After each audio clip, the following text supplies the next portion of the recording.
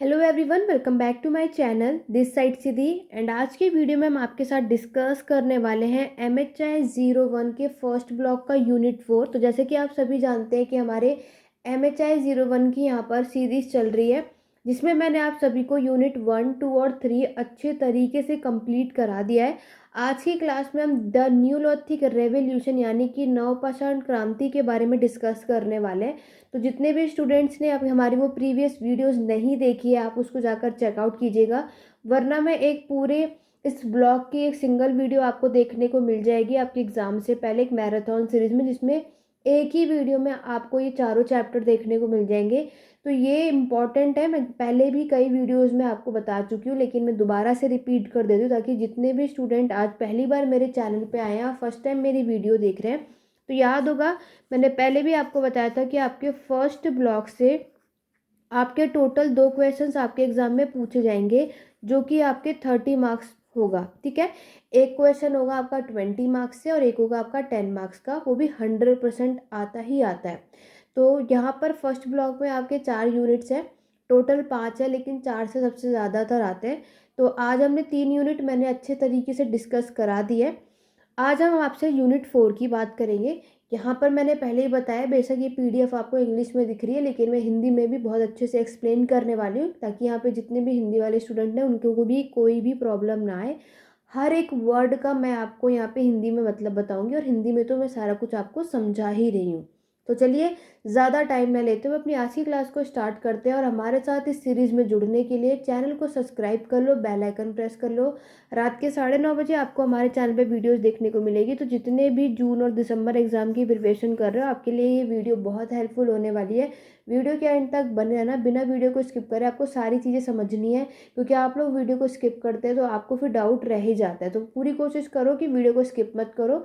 एक बार आपने कॉन्सेप्ट समझ लिया, क्योंकि यहाँ पर मैं आपको इतने अच्छे से बताऊँगी कि जितने भी स्टूडेंट हिस्ट्री बैकग्राउंड से नहीं भी होंगे ना, तो भी उन्हें ये कॉन्सेप्ट क्लियर हो जाएगा। ठीक है, तो चलिए स्टार्ट करते हैं। वीडियो पसंद आए तो लाइक शेयर करना बिल्कुल मत भूलना, क्योंकि आप लोग लाइक शेयर बहुत ही कम करते हैं।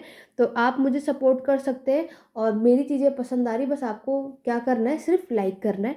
चलिए स्टार्ट करते हैं। तो मैंने आपको बताया, आपका जो ये 4th चैप्टर है वो है आपका नवपाषाण क्रांति, और हमने ये आपके सारे कुछ पढ़ लिया है। तो हमारे हिस्ट्री इतिहास में ये हमारा पाषाण काल यानी स्टोन एज में हमारा ये तीसरा स्टेज होता है, जिसमें हमने देखा था कि ये वो फेज़ है जिसमें आपकी एग्रीकल्चर यानी कि आपकी खेती की शुरुआत होती है।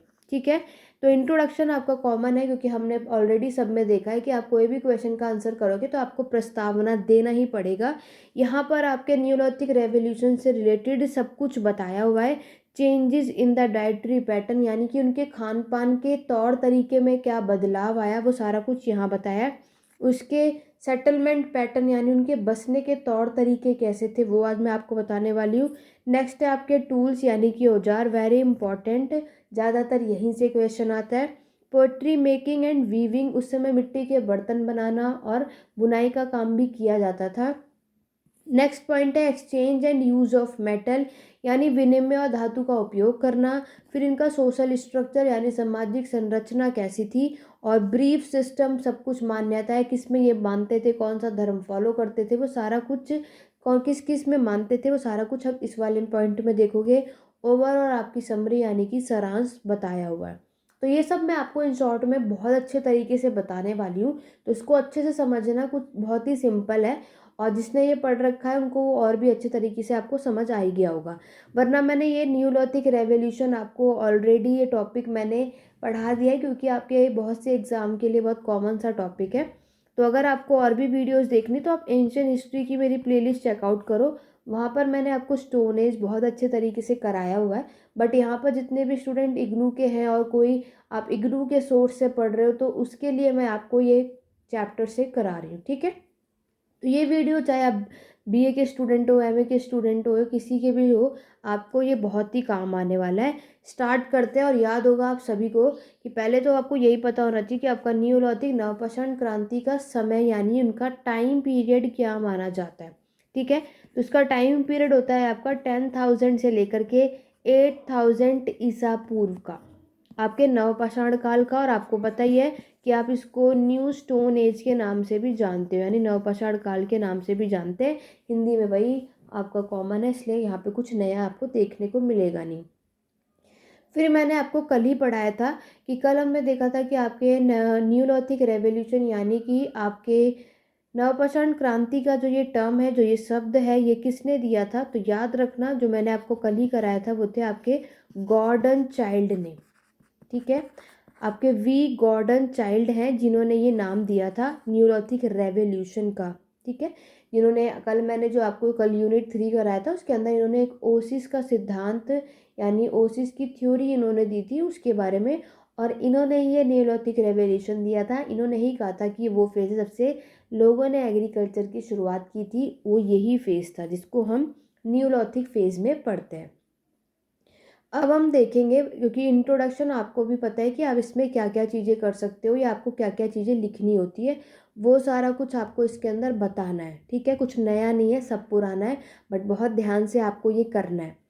यहाँ पर अगर आप देखोगे कि आपके यहाँ पे एक बुक भी लिखी गई है। ठीक है, आपके गॉर्डन चाइल्ड ने इससे रिलेटेड एक बुक लिखी है, मैन मेक हिमसेल्फ। जितनी कोशिश कर सकते हो अपने एग्ज़ाम में लिखने की 1936 में कि आपको स्टोरियन का नाम लिखना है, आपको बुक का नाम लिखना है, किसमें क्या बताया, ये सारी चीज़ें आप अपने आंसर में ज़्यादातर लिखोगे तो आपको अच्छा स्कोर मिलेगा। 80+ आप स्कोर कर सकते हो। वैसे तो सब स्टोरी कहानियों की तरह लिख कर ज़रूर आते हैं, लेकिन अगर आप आंसर लिखने में इस तरीके की चीज़ें यूज़ करोगे, मेन जो वो लोग चाहते हैं, तो और अच्छा स्कोर आप सभी कर सकते हैं।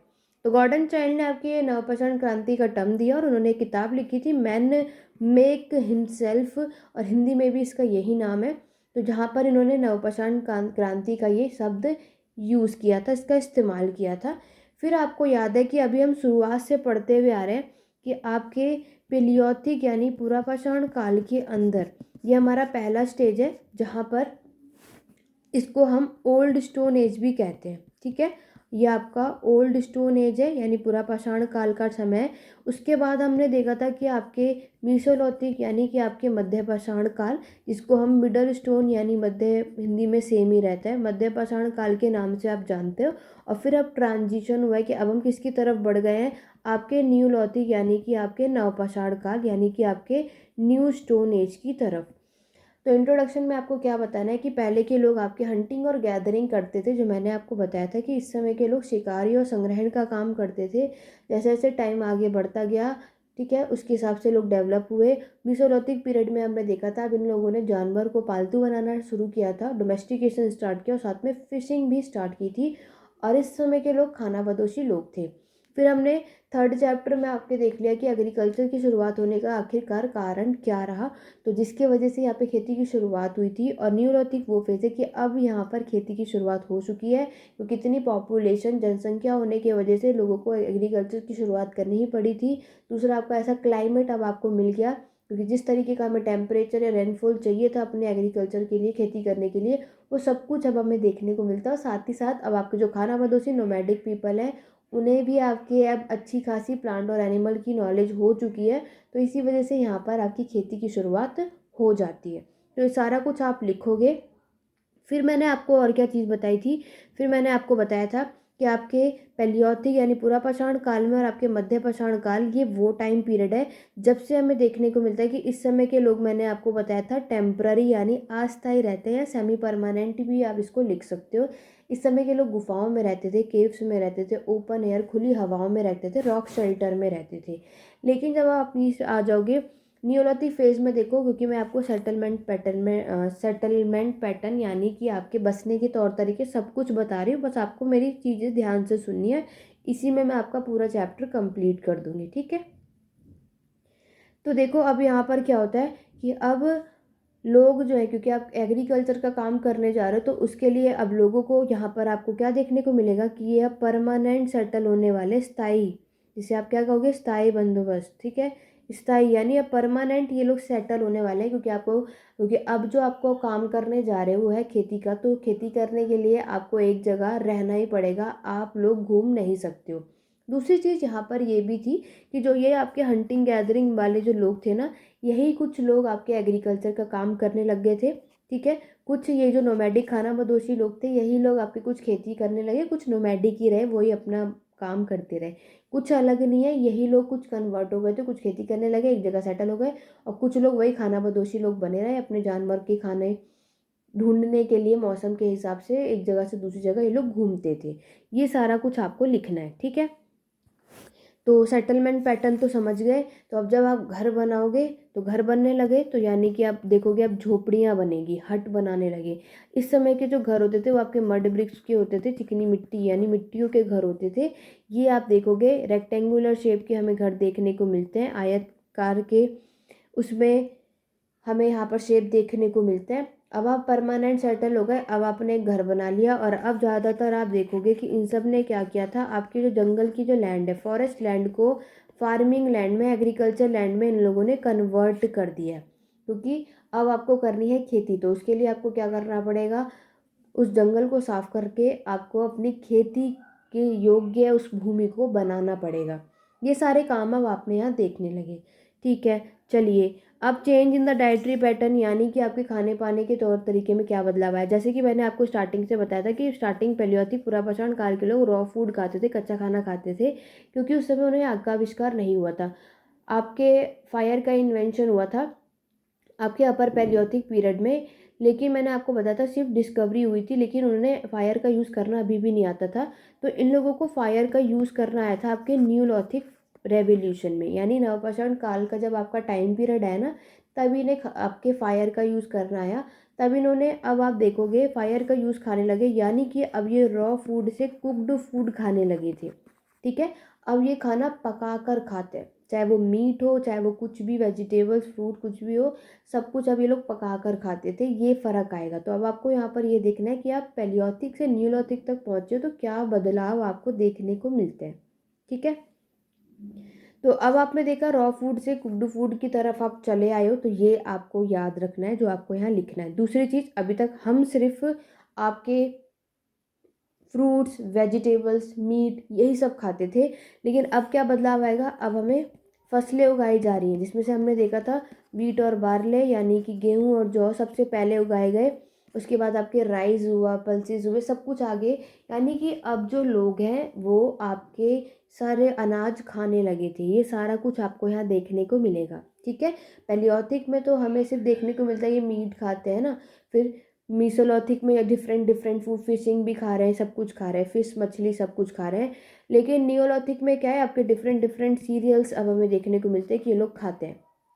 इतना बदलाव आपको देखने को मिलेगा, ठीक है। जैसे कि अगर मैं बात करूं कि इस समय आपके यहाँ पर जैसे कि राइस, अब राइस भी मैंने बताया, चावल भी आपको देखने को मिलेंगे कि आपके साउथ ईस्ट एशिया के लोग, आपके दक्षिण पूर्व एशिया के लोग भी राइस की खेती करने लगे थे, ठीक है।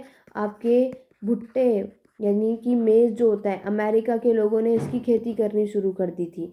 फिर अगर मैं बात करूँ आपके कॉर्न और वीट, गेहूँ उगाना किसने शुरू कर दिया था, आपके वेस्ट एशिया ने, आपके यूरोप के लोगों ने। तो ये सारे कुछ आपको नाम लिखने हैं कि कौन से देश ने कौन सी चीज़ों का खेती करने की शुरुआत करी। तो ये सारा कुछ आपको बताना है। दो चार ज़्यादा भी अगर आपको याद नहीं हो रहा तो आप कुछ तो लिख ही सकते हैं। ये सारा कुछ आपको यहाँ लिखना है। और फिर हमने देखा था कि आपके पास इस तरीके के एनिमल्स हैं जिनसे आप मिल्क या मिल्क प्रोडक्ट यूज़ कर सकते हो। तो ये हम सभी जानते हैं कि यहाँ पर आपके कैटल हुआ, आपके गोट हुए और पिग, इन सभी का यूज़ यहाँ पर किया गया था। तो ये सारा कुछ आपको इसमें लिखना है, ठीक। सेटलमेंट पैटर्न मैंने आपको बता ही दिया है। अब हम आते हैं आपके टूल्स की तरफ। तो टूल्स में अगर मैं बात करूँ कि क्या फ़र्क है आपके पैलियोथिक से न्यूलॉथिक की तरफ, देखो आपके पैलियोथिक पुरापाषाण काल में मैंने आपको बताया था उस समय के जो बहुत ही लंबे लंबे लार्ज टूल होते हैं और जिसको आप क्वैटिज के नाम से जानते हो, हिंदी में भी इसे क्वैटिज ही कहते हैं। लेकिन जब मीसोलॉथिक मध्यपाषाण काल का समय आता है उसमें हमने देखा कि अब इन लोगों ने अपने टूल्स को छोटे छोटे कर लिए, छोटे छोटे पीसीज में कर लिए, जिसको आप माइक्रोलिथिक के नाम से जानते हो, ठीक है। लेकिन अब देखो, अब आएगा आपका न्यूलॉथिक का समय। इस समय जो आपके टूल्स हैं वो अच्छे खासे पॉलिश्ड होते हैं, ठीक है। अच्छे खासे शेप में आप देखोगे। ये टूल्स ऐसे थे कि अनपॉलिश्ड थे, ठीक है। इनकी कोई शेप नहीं होती थी, आप बता नहीं सकते थे कि कौन से टूल को किस पर्पज़ से यूज़ किया गया। आज अब हम देख सकते हैं कि हैंड एक्स है, बो एंड एरो है, तो आप उस टूल्स को देखकर बता सकते हो कि ये है। लेकिन उस टाइम पे क्या था कि इन्होंने बिना मॉडिफिकेशन, बिना कोई भी औजार में चेंज करे एज इट इज़ यूज़ किया था। और टूल्स में अब मैंने आपको पहले ही बताया था कि आपके हड्डियों के यानी बोन्स के टूल्स, स्टोन के टूल्स और आपके वुड लकड़ियों के टूल्स, ये सारे टूल्स ये लोग अब यूज़ करने लगे, जो आपको यहाँ पर लिखना है। और दूसरी चीज़ ये है कि अब आपने खेती की शुरुआत करी है तो आपके टूल्स जो है वो शार्प होने चाहिए तभी, क्योंकि अब आपको अपने ज़मीन को खोदना है, तो बहुत डीपली गहराई तक उसको खोदोगे तो उसके लिए हमें ज़्यादा ही शार्प टूल्स की ज़रूरत है। तो इस समय के लोगों ने क्या करा, अब आपको और भी अच्छे टूल्स की ज़रूरत है, तो वो सारे टूल्स आपको यहाँ पर याद रखने। क्लियर हो गया? चलिए आगे चलेंगे। फिर देखो आपके यहाँ पोट्री मेकिंग और वीविंग, अब बर्तन बनाए गए। जैसे मैंने आपको बोला कि अब आपने एग्रीकल्चर खेती की शुरुआत करी है तो इसको अब खोगेगा। बात भी तो ये है कि इतना सारा स्टोरेज हो चुका है आपने, तो उसको स्टोर करने की वजह से अब इन लोगों ने बर्तन बनाने शुरू कर दिए थे, वो भी मिट्टी के बर्तन थे। दूसरा, एक तो इन्होंने स्टोरेज के पर्पज़ से आपके बर्तन का यूज़ किया, और दूसरा आपकी कुकिंग के लिए। जैसे मैंने अभी आपको बताया कि अब ये लोग खाना पका कर खाने लगे, जिसकी वजह से क्या हुआ कि अब बर्तन बनाए जाने लगे, जो कि पहले नहीं था। दूसरी चीज़ वीविंग भी, यानी बुनाई करनी भी इन लोगों ने अब शुरू कर दिया था, क्योंकि हमें अब पता है कि इनके पास क्या थी, शिप, और इससे इन्हें मिलता था वूल। और अब इन लोगों ने क्या करा, यहाँ पे बुनाई करनी भी स्टार्ट कर दी थी। ये आपको याद रखना है। नेक्स्ट हम बात करेंगे exchange and use of metal. देखो यूज़ ऑफ मेटल, सबसे पहले सबको पता है कि इन लोगों ने कॉपर यानी कि आपके तांबे का यूज़, सबसे पहला वो धातु है जिसका उपयोग करना इन लोगों ने शुरू किया था। एक्सचेंज की बात यहाँ पर यह है कि यहाँ पर अब क्या होगा, क्योंकि आपके पास अगर आप वीट उगा रहे हो, ये बार्ले है, देन ये राइस है, तो आप हमेशा सिर्फ गेहूँ थोड़े खाते रहोगे, हमेशा चावल थोड़े खाते रहोगे, आपको मन होगा कि एक्सचेंज करें। जैसे कि मैंने आपको बताया कि अब ये सारे लोग आपके एक जगह सेटल हो गए, क्योंकि जितने भी खाना बदोशी लोग थे वो सारे सारे क्या हो गए, एक साथ सेटल हो गए। और आपको पता है खाना बदोशी लोग ग्रुप में माइग्रेट करते हैं, तो जब इतने सारे लोग सेटल हो जाएंगे, सबने एक घर, आपका ये बना है, दूसरा ये बना, इस तरीके से सब लोग यहाँ पर सेटल हो गए। और सबका घर दूर दूर नहीं था, पास पास ही होता था। तो इस तरीके से फाइनली न्यूलिथिक वो फेज, जब से हमारी सोसाइटी बनती है, ठीक है, यानी एक वो फेज जब से आपसे रूरल एरिया आपको गांव का दिख जाएगा, यानी अब हमारी सोसाइटी यहाँ पर सेटल हो जाती है, जो अभी तक नहीं बनी थी। ठीक है, चलो अब हमारा घर बन गया, सोसाइटी बस चुकी है। तो अब क्या है कि अब आप चीज़ों को एक्सचेंज करोगे, बदलोगे, कि आपका मन हुआ कि यार आज मुझे चावल खाने का मन है, चावल वाला कह रहा है मुझे गेहूँ खाने का मन है, तो आप अपने पड़ोसियों से ही अपनी चीज़ों को क्या करोगे, एक्सचेंज करोगे, जिसे आप किसके नाम से जानते हो, बार्टर सिस्टम के नाम से जानते हो। ठीक है, तो अब आप क्या करोगे, अपने गुड्स के बदले गुड्स एक्सचेंज करोगे। ये सारे काम यहाँ पर होने लगे थे धीरे धीरे। देखो इस समय ट्रेड होता था, बस ज़्यादा नहीं, लिटिल बिट, इतना कि हाँ आपकी जो ज़रूरत है आप दूसरे को दे सके, दूसरा वाला आपसे। फिर जब आपका अच्छा खासा, क्योंकि उतना अच्छा प्रोडक्शन, उत्पादन आपका होता नहीं था, क्यों, क्योंकि आपके पास उतने अच्छे टूल्स नहीं थे। टूल्स जितने अच्छे होंगे, जितना तब जाके आपका प्रोडक्शन अच्छा होगा। तो इस समय टूल्स भी इतना अच्छा था कि आप अपनी ज़रूरतें ही पूरी कर लो, थोड़ा सा आप अपने फ्यूचर के लिए सेव कर पाते थे, इतना ही हो पाता था, ज़्यादा भी ट्रेड नहीं। व्यापार भी आगे आगे बढ़ेगा, क्यों, क्योंकि अब आप खा रहे हो, खाना पका करके कुकड फूड खा रहे हो, तो कुकड फूड कुछ भी बना लो, बिना नमक के काम बनेगा नहीं। तो एक नमक भी एक रीज़न माना जाता है जिसकी वजह से आपके यहाँ पे व्यापार स्टार्ट होता है, ट्रेड स्टार्ट होगा। ठीक है, ये सारा कुछ। चलिए आगे बढ़ेंगे। नेक्स्ट देखो, सोशल स्ट्रक्चर की अगर मैं बात करूँ, तो आपकी सामाजिक संरचना में क्या लिखना है, आपको बताना है कि इनके घर कौन से शेप के होते थे, है ना, सोसाइटी में लोगों के हालात कैसे थी, ये सारा कुछ आपको इसके अंदर बताना है। ठीक है, यहाँ पर आपने देखा कि आपकी खेती की शुरुआत हो गई, तो यहाँ पर आपका एक विलेज तैयार हो गया। अब गाँव में है तो मैन और वुमेन दोनों रहते हैं, नो डाउट। ठीक है, तो यहाँ दोनों की दोनों ही रहेंगे। तो यहाँ पर सबने आपको सारा कुछ बताना है कि इस समय के लोग, आपकी खेती का शुरुआत हो चुकी थी, पशुपालन का काम भी कर रहे हैं, मिट्टी के बर्तन भी बना रहे हैं, बुनाई का काम भी कर रहे हैं। ठीक है, और यहाँ पर आपके वीवर्स, यानी वीवर्स देखने को मिलेंगे, और आपके जो मेटल धातु को पिघलाने वाले, ये सारे लोग, सब लोग मिलकर यहाँ पर काम कर रहे थे। ठीक है, ये आपको लिखना है। फिर इसी, क्योंकि इसमें जो मेन आपको नाम याद रखना है गॉर्डन चाइल्ड का, तो गॉर्डन चाइल्ड के अकॉर्डिंगली क्या है कि यहाँ पर जितने भी आपकी वुमेन है, ठीक है, वो क्या करने जाती थी, वुमेन सबसे ज़्यादा इनका बताया जाता है कि वुमेन का क्या मानना है कि वुमेन खेती करने भी जाती थी। ठीक है। अब वो बाहर भी निकलेंगी और बाहर भी काम करेंगी, ये आपको देखने को मिलता है। वुमेन इसके साथ साथ आपके वीविंग का काम करती थी, ठीक है, स्किनिंग का काम करती थी। और अगर ये खेती करने जाती थी तो वहाँ पे बीज डालने का या कुछ तोड़ने का जो वुमेन का काम होता है वो ही काम ये करती थी, ठीक है। तो ये सारा कुछ यहाँ पर इन्होंने बताया था। फिर आपको इसमें और क्या लिखना है कि इनमें सिचुएशन क्या थी, कौन क्या क्या काम करता है। तो यहाँ पर इन्होंने बताया जो आपके आदमी हैं, जो मैन है, वो हंटिंग का काम, शिकारी का काम और फिशिंग का काम यानी मछली पकड़ने का काम करते थे। और जो वुमेन है, जो महिलाएं हैं, वो बताती वो खेती का काम करती थी, एग्रीकल्चर वर्क करती थी और आपके घर का काम यानी हाउस होल्ड वर्क करती थी। ऐसा यहाँ पर आपके बताया गया, ठीक है। इतना आपको याद रखना है। अब यहाँ तक समझ आए, सोसाइटी के अंदर सारा ये लिखना है। सोसाइटी के बाद अगर आप कर रहे हो तो ऑब्वियस सी बात है आप घर भी बताओगे आपके घर कैसा था। तो याद रखना, मैंने आपको भी बताया कि इस समय जो घर बनाए गए थे वो आपके रेक्टेंगुलर आयतकार शेप के होते थे, जिसके अंदर आपको बहुत सारे रूम, बहुत सारे कमरे देखने को मिलते हैं, ठीक है। दूसरी चीज़, आपको इसी घर के अंदर पिट हाउसेस भी देखने को मिलते हैं, क्योंकि मैंने आपको बताया पिट हाउसेस जो गड्ढे बनाए जाते थे वो क्यों बनाए जाते थे, ताकि आप अपने उसमें स्टोर कर सको चीज़ों को, जो गुड्स है ना आपके, उसको स्टोरेज। तो ये अपने घर के जो आपका कोर्टयार्ड, आंगनवाना जो हिस्सा होता है ना, वहाँ पर ये इसको स्टोर करके रखते थे, ठीक है। तो ये सारा कुछ यहाँ पर आपको बताना है। और ऐसा नहीं है कि इन लोगों ने खेती करनी शुरू कर दी थी तो इसका मतलब ये नहीं है कि ये लोग आपके पीछे के जो काम है उसको छोड़ेंगे। ये आपके हंटिंग और गैदरिंग का काम भी करके हुए आ रहे हैं, फिशिंग का काम भी कर रहे हैं, आपके पशुपालन पेस्टोलिज्म का काम भी ये लोगों का चालू है। और अब एग्रीकल्चर एक और ऐड ऑन हो ही गया। बाकी अब आपने देखा वीविंग का काम कर रहे हैं, पोट्री बर्तन बनाने का काम कर रहे हैं। पहले क्या था, सिर्फ एक ही काम पे आप पूरे तरीके से डिपेंड थे। अब आपके पास इतने सारे काम हो चुके हैं जो इस समय के लोग करते हुए आ रहे हैं, ठीक है। तो ये अब आपको दिखे, क्योंकि अभी तक सोसाइटी थी नहीं, रेक्टेंगुलर और सर्कुलर शेप का भी था। ऐसा नहीं है सिर्फ रेक्टेंगुलर ही आपको देखने को मिलेगा, सर्कुलर शेप भी आपको देखने को मिलेंगे कि सर्कुलर शेप के भी घर आपको इस समय बनाए जाते थे, ठीक। चलिए, लास्ट टॉपिक है बिलीफ सिस्टम की, किसमें मान्यता है, किसमें ये लोग मानते थे।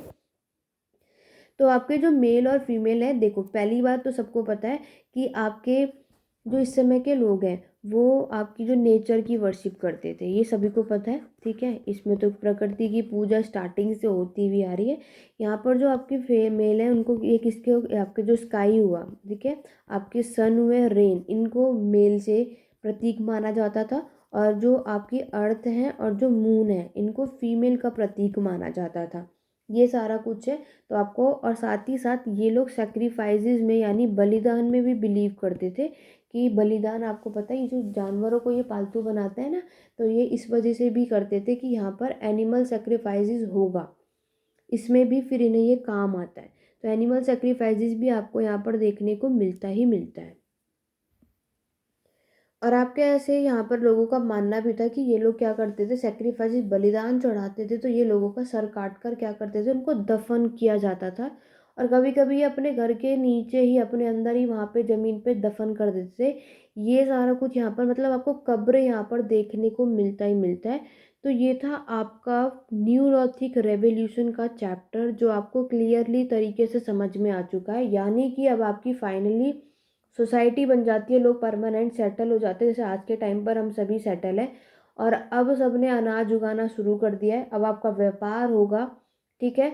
और अब आपका सबसे पहला मेटल कॉपर का भी यूज़ करा जा चुका है। बहुत सारी चीज़ें अब आपको यहाँ पर देखने को मिलती हैं जो कि हमें पहले नहीं देखने को मिल रही थी, क्योंकि पहले आप खानाबदोशी लोग थे, नोमैडिक पीपल थे, एक जगह सेटल नहीं थे। इसी वजह से इतनी सारी प्रॉब्लम हमें देखने को मिलती है। लेकिन अब फाइनली आपकी सोसाइटी, आपका समाज बन जाता है एक, जिसे आप कहते हो रूरल एरिया। तो ये था आपका पूरा यूनिट 4 न्यूलॉथिक रेवोल्यूशन। आशा करती हूँ कि आपको ये चैप्टर बहुत अच्छे तरीके से क्लियर हो चुका है, ठीक है। यूनिट 5 की अगर मैं आपसे बात करूँ, देखो यूनिट 4 मैंने पूरा बता दिया, जिसमें इतना सारा कुछ लिखा है ना। अब आप लोगों को इतनी अच्छी इंग्लिश हो या हिंदी हो, सब कुछ अच्छे तरीके से आप खुद भी कर सकते हो, किसी को कोई भी प्रॉब्लम वैसे आएगी नहीं। बाकी कैसे क्या लिखना है ये सब कुछ मैं आपको करा चुकी हूँ, लेकिन उससे पहले मैं आपको बता दूँ, यहाँ पर जितने भी स्टूडेंट हमारे चैनल पे फर्स्ट टाइम है तो आप पेड क्लासेस भी अवेलेबल है, इसके बारे में आप लोग जान सकते हैं। व्हाट्सअप नंबर आपको नीचे डिस्क्रिप्शन बॉक्स में मिल जाएगा, आप लोग वहाँ पे, या टेलीग्राम चैनल भी आपको डिस्क्रिप्शन बॉक्स में मिल जाएगा, नहीं तो आप इंस्टाग्राम हैंडल है मेरा हिस्ट्री एडू पॉइंट के नाम से, आप जो भी सोशल मीडिया ऐप यूज़ करते हो वहाँ पर आप पेड क्लासेस के बारे में पूछ सकते हो, जहाँ पर आपको recorded classes with PDF provide किया जाएगा। तो आपको कुछ और कहीं भी पढ़ने की ज़रूरत नहीं पड़ेगी, कोई भी बुक, कोई भी वीडियोस कुछ देखने की ज़रूरत नहीं पड़ेगी, उनसे आपका काम बन जाएगा। अदरवाइज जितने भी स्टूडेंट पेड क्लासेस नहीं ले पाते हैं या नहीं ले, कुछ भी प्रॉब्लम है, तो यूट्यूब पे इतने प्लेलिस्ट ऑलरेडी हैं, प्लेलिस्ट पे सारी वीडियोस को देख लो, उससे आपका काम बन जाएगा किस तरीके से क्या और कैसे लिखना है। ठीक है, हिंदी और इंग्लिश में दोनों में आपको सारा कुछ प्रोवाइड किया जाता है। बाकी की इन्फॉर्मेशन आप व्हाट्सएप नंबर पे जहाँ भी आप मैसेज करेंगे वो मिल जाएगा। अब देखो मैं आपको थोड़ा बहुत ना यूनिट 5 के बारे में भी बता देती हूँ। यूनिट 5 ना आपके सिर्फ एक ही क्वेश्चन आता है, वो भी सोर्सेज, स्रोत के बारे में, क्योंकि आपको भी पता है कुछ भी इतिहास में आप लोग पढ़ते हो, बाकी और कुछ नहीं आएगा आपके इस चैप्टर से। यहाँ से सिर्फ स्रोत के बारे में आता है। आपको भी पता है जो सोर्सेज है, बिना सोर्सेज के आप कुछ भी नहीं कर सकते। ठीक है, सोर्सेज बहुत इंपॉर्टेंट है, तभी आज हम अपनी हिस्ट्री, इतिहास में सारी चीज़ें आप लोग पढ़ पा रहे हो। तो यहाँ से भी कभी कभी क्वेश्चन जैसे इस बार पूछ लिया था इन लोगों ने, तो 10 मार्क्स का ही आएगा, इससे ऊपर ये आपसे नहीं पूछेंगे। ठीक है, तो ये आपको पता होना चाहिए। तो ये आपसे सिर्फ स्रोत पूछते हैं, जैसे कि आज आपको भी पता है कि आपके सोर्सेज हमें मिले ही हैं। ठीक है, जैसे कि हमने देखा कि स्टार्टिंग में जो इन लोगों ने किसका यूज़ करा है, आपकी हड्डियों का यूज़ किया है। ठीक है, टूल्स में आपके पत्थरों का यूज़ करा है, स्टोन टूल का इन्होंने तब जाके क्या बनाया, अपने औजार बनाए थे, उस समय के पूर्वज ने जो भी यूज़ करा है। तो ये सारी चीज़ें यूज़ करी थी, ये आपको बताना है, ज़्यादा इसमें कुछ लिखा नहीं है। और कैसे आप चिंपैंजी से इंसान बने, ह्यूमन बींग की तरफ बढ़े, वो आपको बताना है। दूसरा, जो हम सोर्सेज पढ़ रहे हैं, आपके जो स्रोत हैं, सबको पता है कि आपके आर्कियोलॉजिकल, पुरातात्विक स्रोत होते हैं। ठीक है, और नेक्स्ट अगर मैं बात करूँ, आपके लिटरली सोर्सेज होते हैं। देखो, अगर आपको साहित्य स्रोत जिसे कहते हैं, और नीचे थर्ड वैसे दो ही होते हैं, फॉरनर ट्रैवलर, फॉरनर अकाउंट जो है वो भी इसी के अंदर आता है। विदेशी यात्राएं जो हुई थी, जो अलग अलग विदेशी लोग हमारे भारत में आए थे, उन्होंने कुछ किताबें लिखी थी और हमारे भारत के बारे में बताया था, ये सारे सोर्सेज होते हैं। इनको डिटेल में पढ़ना चाहते हो तो मैं आपको बता देती हूँ, एंशिएंट हिस्ट्री की प्लेलिस्ट है, तो ठीक है, वहाँ पर आपको ये सारे चैप्टर बहुत ईजिली से मिल जाएंगे। 2 वीडियो के अंदर मैंने कम्प्लीटली समझाया हुआ है। बाकी तो मैक्सिमम सबको इसके बारे में पता ही है, तो इसे इतना कर लेना। और मैंने सभी को इतना बताया कि 10 मार्क्स का अगर इग्नू के स्टूडेंट हो, 10 मार्क्स का क्वेश्चन 3 पेजेस में कंप्लीट करना है। 20 मार्क्स का क्वेश्चन आपको 5 पेजेस के अंदर कंप्लीट करना है। कई प्रीवियस वीडियोस में बता चुकी हूँ, लेकिन जितने भी हमारे चैनल पे नए आए हैं उनके लिए ये मैं बता रही हूँ। ठीक है, तो ये आपको बहुत ही हेल्प मिलने वाली है।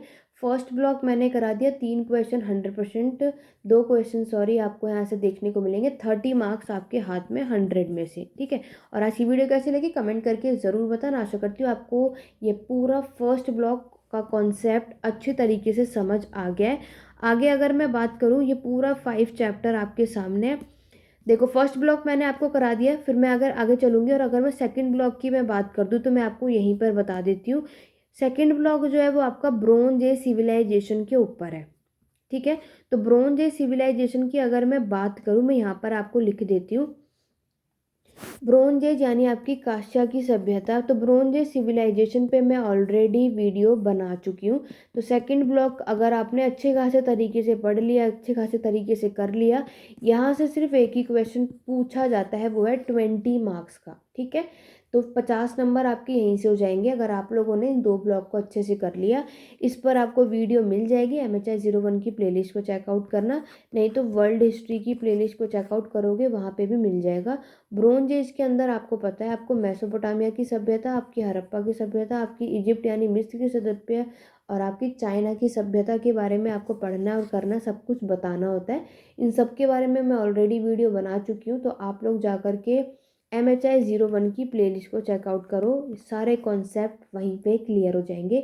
यहाँ से क्वेश्चन आपको 100% देखने को मिलेगा, यानी कि मैंने अब तक आपको 100 में से 50 मार्क्स की चीज़ें कवर अप करा दी हैं। उसके अलावा मैंने आपको असीरियन एम्पायर, बेबीलोनियन एम्पायर करा दिया। यहाँ से 10 मार्क का क्वेश्चन आपसे पूछा जाता है, यानी कि 60 मार्क्स ये आपके बन चुके हैं, ठीक है। फिर मैंने आप सभी को हमारे प्लेलिस्ट में देखोगे ग्रीक और रोमन एम्पायर पढ़ाया हुआ है, यहाँ से आपके 40 मार्क्स का क्वेश्चन आता है। तो 60 पहले हो चुका था, 40 यानी देखो 100 मार्क्स आपके मैंने यहाँ पे बना दिए हैं। बहुत कुछ ऑलरेडी मैं पढ़ा चुकी हूँ। तो जिन्होंने कुछ नहीं पढ़ा, इतना ही मेरी प्लेलिस्ट की जितनी वीडियोज़ है ना सारे करके चले जाओ, 80+ स्कोर आपके 100% आएंगे। बाकी जो प्रोसेस मैंने आपको बताया किस तरीके से लिखना है, कैसे लिखना है, क्या लिखना है, उसको आप फॉलो कर लेना, तो बस इससे ज़्यादा और कुछ नहीं आएगा, ठीक है। आज की क्लास कैसी लगी कमेंट करके ज़रूर बताना। आशा करती हूँ आपको ये वीडियो हेल्पफुल रही होगी। इसी तरीके से मैं आपको आगे आने वाले वीडियोस में आपको और भी टॉपिक्स मिलने वाले देखने को, उसके लिए मेरे चैनल पे बने रहो। चैनल को सब्सक्राइब कर लो, बेल आइकन प्रेस कर लो। वीडियो पसंद आई वो जल्दी से सभी वीडियो को लाइक शेयर कर दो। कमेंट करके ज़रूर बताया करो आपको मेरी वीडियो कैसी लगी थी, मेरे पढ़ाने का तरीका कैसा लगा, इस सारा कुछ बताना, ठीक है। इसके बाद भी अगर आपको कोई डाउट है इस टॉपिक से रिगार्डिंग तो आप मुझसे कमेंट के थ्रू पूछ सकते हैं, नहीं तो टेलीग्राम चैनल करें डिस्क्रिप्शन बॉक्स में, नहीं तो आप history edu point Telegram channel पे ज्वाइन कर सकते हैं। वहाँ पर आप डाउट एंड क्वेरी अपनी पूछ सकते हैं। आपके सारे डाउट एंड क्वेरी को मैं क्लियर करती हूँ, सबके रिस्पॉन्स में करती हूँ, मेरी पूरी कोशिश रहती है, ठीक है। बाकी मेरे साथ बने रहो ताकि इग्नू की कोई भी अपडेट आए। आपके वैसे भी डेट शीट आ चुकी है जून के एग्ज़ाम वाले स्टूडेंट्स की, तो आप लोग अपनी तैयारियां कीजिए। चलिए स्टूडेंट, आज की वीडियो में बस इतना ही, मिलते हैं अपनी नेक्स्ट वीडियो में। Thank you for watching.